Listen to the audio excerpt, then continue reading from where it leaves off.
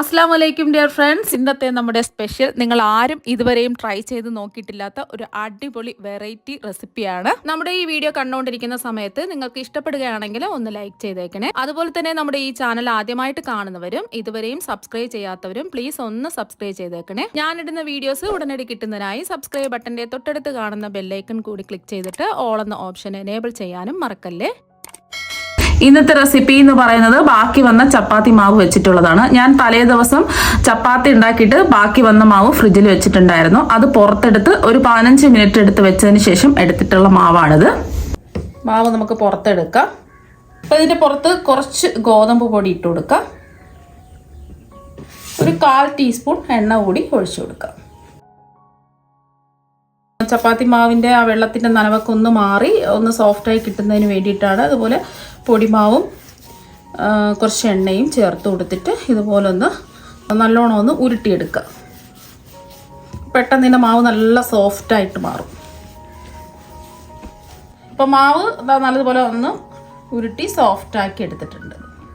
ഉണ്ടല്ലോ, നല്ല സോഫ്റ്റായിട്ട് കിട്ടിയിട്ടുണ്ട്. ഇനി മാവ് നമുക്ക് ഇതുപോലെ നീളത്തിൽ ഒന്ന് ഉരുട്ടിയെടുക്കും. ഫ്രിഡ്ജിൽ ഇരിക്കുന്ന ബാക്കി വന്നിട്ടുള്ള ചപ്പാത്തി മാവ് വെച്ചിട്ട് അങ്ങനെ വേണമെന്നുണ്ടെങ്കിലും ഇത് ചെയ്യാം. അല്ലാന്നുണ്ടെങ്കിൽ 1 കപ്പ് ഗോതമ്പ് പൊടി എടുത്ത് ആവശ്യത്തിനുള്ള ഉപ്പും വെള്ളവും ചേർത്ത് ചപ്പാത്തിക്ക് കുഴയ്ക്കുന്ന പോലെ കുഴച്ചെടുത്തിട്ട് ഇങ്ങനെ ചെയ്തെടുത്താൽ മതി.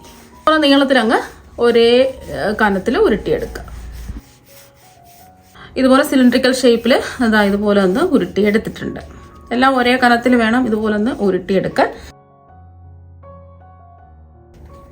ഒരേ കനത്തിൽ കട്ട് ചെയ്തെടുക്കണം. വേണമെന്നുണ്ടെങ്കിൽ ചെറിയ ചെറിയ ഉരുളകളായിട്ട് ഉരുട്ടിയെടുക്കാം. അത് എളുപ്പത്തിന് വേണ്ടിയിട്ടാണ് ഇങ്ങനെ ചെയ്യുന്നത്.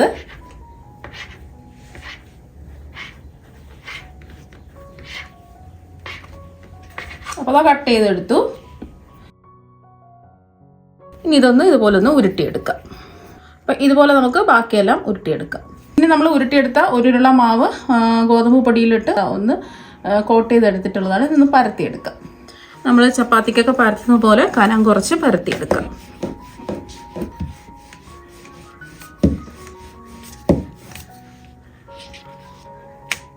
ഒന്ന് പരത്തി എടുത്തിട്ടുണ്ട്. അങ്ങനെ പ്രത്യേകിച്ച് ഷേപ്പൊന്നും വേണ്ട.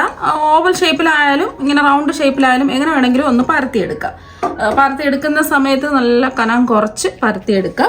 ഇനി നമ്മൾ എടുക്കാനുള്ളത് വീട്ടിൽ ഒരു പെൻസിൽ ഉണ്ടെങ്കിൽ പെൻസിൽ എടുക്കുക. അല്ലെങ്കിൽ ഇതുപോലത്തെ ഒരു പെൻ, മഷിയൊന്നുമില്ലാത്ത ഒഴിഞ്ഞ ഒരു പെൻ എടുക്കുക. കഴുകി വൃത്തിയാക്കി തുടച്ചെടുത്തിട്ടുള്ളതാണ്. ഈ ഒരറ്റത്ത് വെച്ച് കൊടുക്കുക. ഈ മാവ് ഒന്ന് റോൾ ചെയ്തെടുക്കാൻ പോവേണം. ഒന്ന് കുറച്ച് ഇതുപോലെ ഒന്ന് വെച്ച് കൊടുക്കാം. ഇതുപോലെ വെച്ച് കൊടുത്തതിന് ശേഷം ഈ അറ്റത്ത് വെച്ച് കൊടുക്കുക. എന്നിട്ട് മാവ് നമുക്കൊന്ന് റോൾ ചെയ്തെടുക്കണം.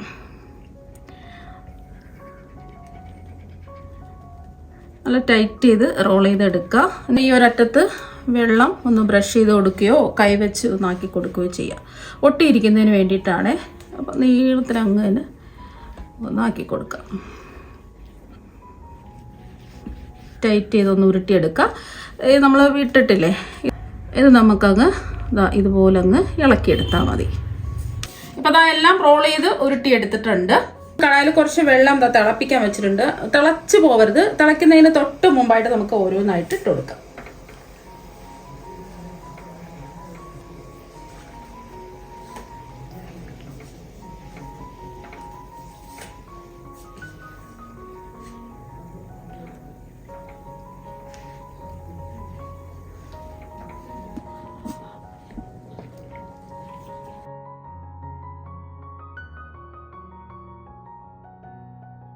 റോള് ചെയ്തെടുത്ത മാവ് മുഴുവനും വെള്ളത്തിലേക്ക് ഇട്ട് കൊടുത്തിട്ടുണ്ട്. ഇനി ഫ്ലെയിം നമുക്ക് മീഡിയം ടു ഹൈ ഫ്ലെയിം വെച്ച് കൊടുക്കാം. ഒരു 7 മിനിറ്റ് എടുക്കും ഇതൊന്ന് വെന്ത് കിട്ടാനായിട്ട്. ജസ്റ്റ് ഇതുപോലെ ഒന്ന് ഇളക്കി ഇട്ട് കൊടുക്കുക. ചെറുതായിട്ട് അങ്ങോട്ടും ഇങ്ങോട്ടും തിരിച്ചിട്ട് കൊടുക്കുക. നല്ലോണം തിളച്ചിതൊന്ന് വെന്ത് വരട്ടെ. മൂടി വെക്കരുത്. നല്ലതുപോലെ ഒന്ന് വെന്ത് കിട്ടണം. ഇതുപോലെ ഒന്ന് ഇടയ്ക്കിടയ്ക്ക് ഇളക്കി ഇട്ട് കൊടുക്കുക. ഇപ്പോൾ ഒരു 8 മിനിറ്റ് ഒക്കെ കഴിഞ്ഞിട്ടുണ്ട്. വേണമെന്നുണ്ടെങ്കിൽ ഒരു 10 മിനിറ്റ് ഒക്കെ വേവിച്ചിട്ട് എടുക്കുക. നല്ലതുപോലെ ഒന്ന് മാവ് വെന്ത് കിട്ടണം. 8-10 മിനിറ്റ് ഒക്കെ വേവിച്ചെടുക്കുക. ഇനി നമുക്ക് വെള്ളത്തിൽ നിന്ന് കോരി മാറ്റാം. ഇപ്പോൾ നല്ലോണം വെന്തിട്ടുണ്ട്.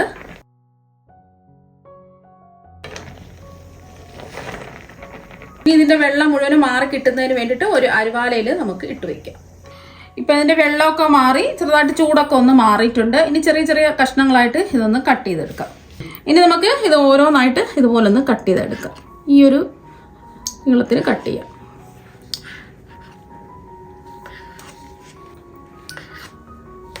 ഇതാ കട്ട് ചെയ്തെടുത്തിട്ടുണ്ട്. ഇതുപോലെ തന്നെ നമുക്ക് ബാക്കിയെല്ലാം കട്ട് ചെയ്തെടുക്കാം. നല്ല ലെയർ പോലെ കാണാൻ തന്നെ നല്ല ഭംഗിയായിട്ടിരിപ്പുണ്ട്. ഇതെല്ലാം ഇതുപോലെ കട്ട് ചെയ്തെടുത്തിട്ടുണ്ട്. ഇനി ഒരു പാനിലേക്ക് 1-2 ടേബിൾ സ്പൂൺ എണ്ണ ഒഴിച്ചു കൊടുക്കുക. ഞാനിപ്പോൾ വെളിച്ചെണ്ണയാണ് എടുത്തിട്ടുള്ളത്. അപ്പോൾ വെളിച്ചെണ്ണയ്ക്ക് പകരം ഫാം ഓയിലോ അല്ലെങ്കിൽ സൺഫ്ലവർ ഓയിലോ നെയ്യോ ഒക്കെ എടുക്കാവുന്നതാണ്. ഇപ്പോൾ എണ്ണ അതാ ചൂടായിട്ടുണ്ട്.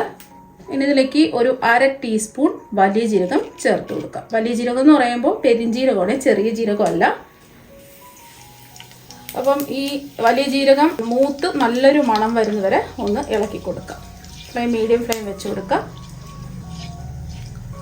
ഇപ്പോൾ അതാ നല്ലൊരു മണമൊക്കെ വരുന്നുണ്ട്. ചെറുതായിട്ടൊന്ന് മൂത്ത് അതിൻ്റെ കളറൊക്കെ ഒന്ന് മാറിയിട്ടുണ്ട്. ഈ ഒരു സമയം ഇതിലേക്ക് ചെറിയൊരു കഷ്ണം ഇഞ്ചി ഇതുപോലെ ഗ്രേറ്റ് ചെയ്തെടുത്തതാണ്. ഗ്രേറ്റ് ചെയ്തെടുക്കുകയോ പൊടിപൊടിയായിട്ട് അരിഞ്ഞിട്ടെടുക്കുകയോ അല്ലെങ്കിൽ നീളത്തിൽ കട്ട് ചെയ്തെടുക്കുകയോ ചെയ്യാം. അതുപോലെ തന്നെ ഒരു 5-6 വെളുത്തുള്ളി അല്ലികൾ ഇതുപോലെ നീളത്തിൽ ഗ്രേറ്റ് ചെയ്തെടുത്തതാണ്. അതും ചെറുതായിട്ട് അരിഞ്ഞെടുക്കുകയോ അല്ലെങ്കിൽ ചവച്ചിട്ടെടുക്കുകയോ ചെയ്യാം. ഇതിൻ്റെ പച്ചമണം മാറി കിട്ടുന്നവരെ ഒന്ന് ഇളക്കി കൊടുക്കുക. ഒരു 10 സെക്കൻഡ് ഒന്ന് ഇളക്കി കൊടുത്താൽ മതി. ഇപ്പോൾ ഇതിൻ്റെ പച്ചമണമൊക്കെ ഒന്ന് മാറിയിട്ടുണ്ട്. ഈ ഒരു സമയം ഇതിലേക്ക് നമ്മൾ ഒരു വലിയ സവാള ഇതുപോലെ ചെറുതായിട്ട് കട്ട് ചെയ്ത് ചേർത്ത് കൊടുക്കാം. ചെറിയ സവാളയാണെന്നുണ്ടെങ്കിൽ 2 എടുക്കാം, വലുതാണെന്നുണ്ടെങ്കിൽ 1 എടുത്താൽ മതിയാവും. അപ്പോൾ ഇതിൻ്റെ കൂടെ തന്നെ നമ്മൾ എരിവിന് വേണ്ടിയിട്ട് ഒരു 3 പച്ചമുളകും കൂടി ചേർത്ത് കൊടുക്കാം. ഞാനിപ്പോൾ അധികം എരിവില്ലാത്തത് കൊണ്ടാണ് 3 പച്ചമുളക് എടുത്തിട്ടുള്ളത്. എരിവുള്ള പച്ചമുളകാണെന്നുണ്ടെങ്കിൽ 1-2 ഒക്കെ എടുത്താൽ മതിയാകും. കുഞ്ഞു മക്കൾക്ക് അല്ലെങ്കിൽ കൊച്ചു കുട്ടികൾക്കൊക്കെ കൊടുക്കുകയാണെന്നുണ്ടെങ്കിൽ പച്ചമുളക് ഒഴിവാക്കിയിട്ട് നമുക്കിത് റെഡിയാക്കി എടുക്കാവുന്നതാണ്. പച്ചമുളക് വേണമെന്നുണ്ടെങ്കിൽ മാത്രം ഇട്ട് കൊടുത്താൽ മതി.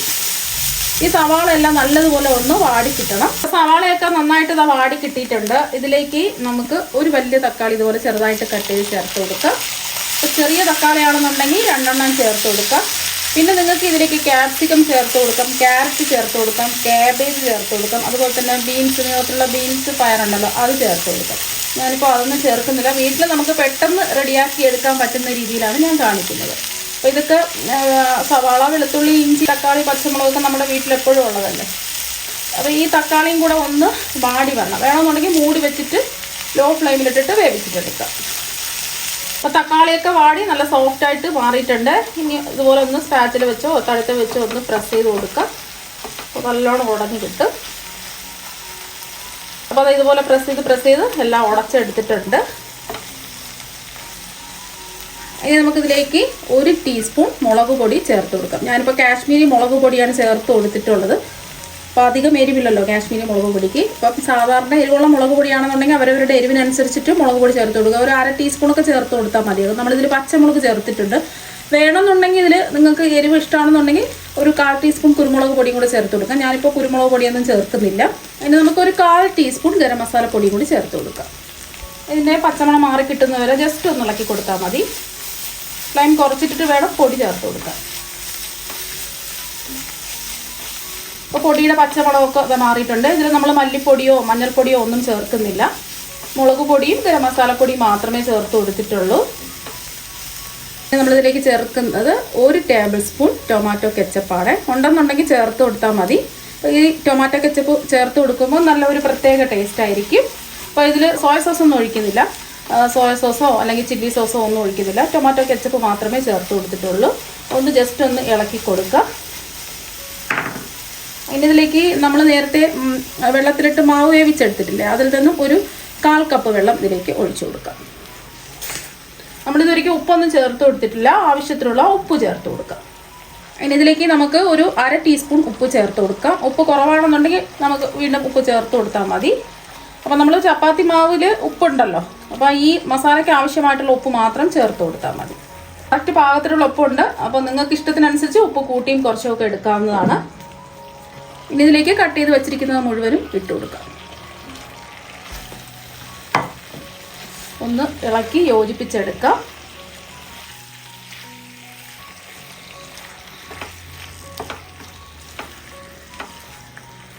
നല്ലതുപോലെ ഒന്ന് ചൂടായി കിട്ടണം. അപ്പോൾ ഇതിൻ്റെ ഉള്ളിൽ മസാലയൊക്കെ പിടിച്ച് നല്ല സോഫ്റ്റായി കിട്ടുന്നതിന് വേണ്ടിയിട്ട് ഒരു 2 മിനിറ്റെങ്കിലും ഇതുപോലെ ഒന്ന് ഇളക്കി കൊടുക്കുകയോ അല്ലെങ്കിൽ ഫ്ലെയിം കുറച്ച് വെച്ചിട്ട് മൂടി വെച്ച് കൊടുത്ത് ഒന്ന് കുക്ക് ചെയ്തെടുക്കാം. ഇപ്പോൾ 2 മിനിറ്റ് ആയിട്ടുണ്ട്. ഇത് നല്ലതുപോലെ ചൂടായി മസാലയൊക്കെ പിടിച്ച് നല്ല സോഫ്റ്റായിട്ട് മാറിയിട്ടുണ്ട്. ഇനി ഇതിലേക്ക് നമുക്ക് വേണമെന്നുണ്ടെങ്കിൽ കുറച്ച് മല്ലിയില ചേർത്ത് കൊടുക്കാം. മല്ലിയില ഉണ്ടെന്നുണ്ടെങ്കിൽ ചേർത്ത് കൊടുക്കാം, അല്ലെങ്കിൽ കുറച്ച് കറിവേപ്പില ചെറുതായിട്ട് കട്ട് ചെയ്ത് ചേർത്ത് കൊടുത്താലും മതി. അതുപോലെ തന്നെ കാണാൻ ഒരു ഭംഗിക്ക് വേണ്ടിയിട്ട് കുറച്ച് എള്ളു 1/2 ടീസ്പൂണൊക്കെ ചേർത്ത് കൊടുത്താൽ മതി. വെള്ള എള്ളാണ് ചേർത്ത് കൊടുക്കുന്നത്. ഒന്ന് മിക്സ് ചെയ്യാം. ഇപ്പോൾ എള്ള് കഴിക്കാനും നല്ലതാണ്, കാണാനും നല്ല ഭംഗിയായിരിക്കും, നല്ല ടേസ്റ്റാണ്. അപ്പോൾ ചപ്പാത്തി മാവൊക്കെ ഇതുപോലെ ബാക്കി വരികയാണെന്നുണ്ടെങ്കിൽ ഇതുപോലെ റെഡിയാക്കി എടുക്കുക. കുട്ടികൾക്കൊക്കെ എന്തായാലും ഇഷ്ടപ്പെടും. ടിഫിൻ ബോക്സിലൊക്കെ നമുക്ക് കൊടുത്തു വിടാൻ പറ്റിയ ഒന്നാണിത്. നല്ല സോഫ്റ്റാണ്, കഴിക്കാൻ വേണ്ടിയിട്ട് നല്ല അടിപൊളി ടേസ്റ്റാണ്. ഇത് ചപ്പാത്തി മാവ് വെച്ചിട്ടാണ് ഇത് ചെയ്തതെന്ന് പറയുകയില്ല, കാണുമ്പോൾ തന്നെ നമുക്ക് അറിയാൻ പറ്റും. ഇപ്പോൾ ദാ ഇവിടെ ഇത് റെഡി ആയിട്ടുണ്ട്. ഇനി ഒരു പാത്രത്തിലേക്ക് നമുക്ക് മാറ്റാം. ഒരു പ്ലേറ്റിലേക്ക് മാറ്റിയിട്ടുണ്ട്. നല്ലൊരു മണമാണ്, നല്ല ടേസ്റ്റോട് കഴിക്കാൻ വേണ്ടിയിട്ട്.